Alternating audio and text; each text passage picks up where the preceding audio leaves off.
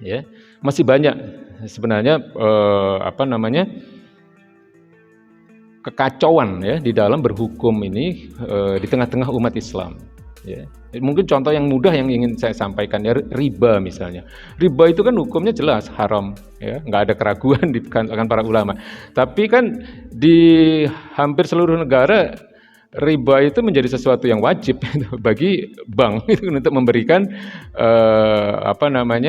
bunga ya dari setiap dana yang ditempatkan oleh nasabahnya. Ya. Wajib bank itu memberikan bunga dan padahal itu adalah sesuatu yang diharamkan. Ya, pajak misalnya, pajak itu haram dalam Islam ya kecuali ada kondisi-kondisi darurat dalam suatu negara. Itu pernah terjadi pada zaman Umar bin Khattab. Ya, ketika pacaklik di mana negara tidak mempunyai sumber pendapatan, ya kemudian negara Islam pada masa itu yang dipimpin oleh Umar bin Khattab memungut, ya namanya doribah kalau dalam Islam itu, ya. Mungkin bisa dikiaskan pajak, tapi tidak dipungut kepada seluruh rakyat, tidak, hanya ditujukan kepada orang-orang yang kaya saja, ya, hanya diambil dari orang-orang yang kaya, ya, kemudian dan hanya diambil dari orang-orang Muslim, jadi orang-orang kafir tidak diambil doribah itu, tidak dipungut terhadap mereka.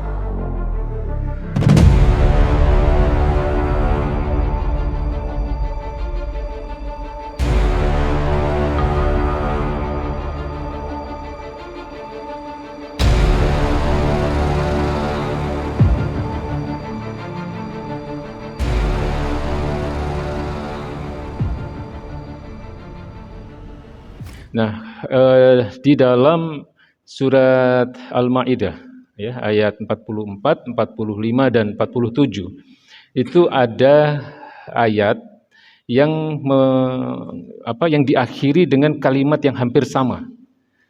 Ya, jadi sebenarnya ayat-ayat itu menceritakan tentang kekufuran umat Nabi Musa. Ya, tapi tentu ini juga berlaku untuk umat nabi-nabi yang lain, termasuk umat baginda Nabi besar Muhammad SAW. Jadi ketiga ayat itu diakhiri dengan kalimat di ayat 44 ya diakhiri dengan kalimat wa man lam yahkum bima anzalallah faulaika humul kafirun.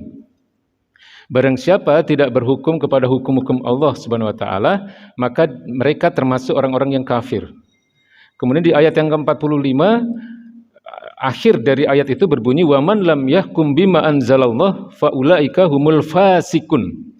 Barang siapa tidak berhukum kepada hukum-hukum Allah, maka mereka termasuk orang-orang yang fasik. Kemudian di ayat yang ke-47 diakhiri dengan kalimat wa man lam yahkum bima anzalallah faulaika humuz zalimun. Barang siapa tidak berhukum kepada hukum-hukum Allah, maka mereka termasuk orang-orang yang zalim. Jadi ini ayat yang terkait dengan orang-orang yang tidak mengakui atau tidak menerapkan ya waman lam yahkum itu tidak berhukum, artinya tidak berhukum kepada hukum-hukum Allah. Jadi pertama mereka bisa tergolong orang-orang yang kafir ya, dan ini dijelaskan oleh para ulama, yaitu orang-orang yang mereka mengakui kebenaran hukum-hukum selain hukum-hukum Allah dan mereka menolak kebenaran hukum-hukum Allah. Kalau sudah seperti ini masuknya kafir, Pak. Ya, jadi mereka mengingkari kebenaran hukum-hukum Allah dan sebaliknya mereka justru membenarkan hukum-hukum selain dari hukum-hukum Allah. Ya, jadi hukum-hukum buatan manusia. Kalau seperti ini tidak ada keraguan, para ulama mengatakan mereka sudah kafir, mereka sudah keluar dari Islam. Ya, tapi kan ada orang-orang yang menerapkan hukum selain hukum-hukum Allah, tapi mereka tidak menolak kebenaran hukum-hukum Allah. Ya, jadi mereka mungkin tergoda dengan kenikmatan dunia, gitu kan? Karena mereka dengan menerapkan hukum-hukum selain hukum-hukum Allah itu mereka bisa mendapatkan kenikmatan-kenikmatan dunia. Ya, tapi dalam hatinya, ya keimanannya tetap mengakui kebenaran hukum-hukum Allah. Nah, ini bisa masuk ke dalam golongan orang-orang yang fasik atau golongan orang-orang yang zalim. Ya, tapi tetap kefasikan dan kezaliman ini adalah merupakan dosa besar. Ya, tetap ini merupakan dosa besar, meskipun tidak sampai mengeluarkan dia dari Islam. Ya, ini 3 ayat di dalam surat Al-Maidah, yaitu ayat 44, 45 dan 47. Nah, apakah mereka juga bisa masuk ke dalam golongan orang-orang yang musyrik? Bisa ya, di dalam penjelasan saya pekan lalu kan saya mengutip surat At-Taubah ayat 31 ya tentang orang-orang yang menghalalkan yang diharamkan Allah dan mengharamkan apa-apa yang dihalalkan oleh Allah. Ya. Jadi hukum Allah ini dibolak-balik. Ya mereka menghalalkan apa yang diharamkan Allah dan mereka mengharamkan apa yang dihalalkan oleh Allah Subhanahu wa taala. Ya. Ayatnya kan berbunyi ittakhadhu ahbarahum wa ruhbanahum arbaban. Ya, mereka telah menjadikan rohib-rohib mereka atau ulama-ulama mereka ya sebagai rob mereka, sebagai rob-rob mereka, sebagai tuhan-tuhan mereka. Min dunillah, selain Allah. Ya ini dijelaskan oleh para ulama kalau orang-orang seperti ini ya mereka membenarkan hukum Allah bisa jadi tapi mereka juga membenarkan hukum-hukum selain hukum-hukum Allah. Ya, mereka jadi bisa masuk ke dalam golongan orang-orang yang musyrik. Dan yang seperti ini hari ini sebagaimana yang saya sampaikan pekan lalu ini banyak sekali terjadi. Ya, seperti yang satu contoh yang saya berikan pada pekan lalu tentang jilbab misalnya. Jilbab itu tidak ada ulama yang berbeda pendapat tentang kewajibannya ya bahwa mengenakan jilbab menutup seluruh aurat bagi seorang muslimah ya kecuali wajah dan telapak tangan ya itu adalah satu kesepakatan yang tidak ada perbedaan pendapat di kalangan para ulama ahlu sunnah wal jamaah. Tapi kan hari ini karena adanya pendapat dari ulama-ulama tertentu yang tidak mewajibkan jilbab sehingga jilbab itu banyak dipahami dan dikatakan oleh ulama-ulama tersebut sebagai hal yang tidak wajib ya. Dia memubahkan, dia menjadikan hukum wajib ini sebagai hukum yang mubah ya, karena dia mengatakan ini adalah merupakan budaya Arab ya, kita boleh pakai boleh tidak. Nah ini kalau diikuti bahaya Pak ya, jadi bisa terkategori masuk ke dalam ayat tadi. Nurut saja pada para ulama yang tidak sami'na wa ata'na terhadap firman-firman Allah Subhanahu wa taala. Ya, tidak mengikuti kesepakatan jumhur ulama Ahlus Sunnah wal Jamaah. Ya, masih banyak sebenarnya kekacauan ya di dalam berhukum ini di tengah-tengah umat Islam, ya. Mungkin contoh yang mudah yang ingin saya sampaikan ya riba misalnya. Riba itu kan hukumnya jelas haram ya, nggak ada keraguan di kalangan para ulama. Tapi kan di hampir seluruh negara riba itu menjadi sesuatu yang wajib bagi bank itu untuk memberikan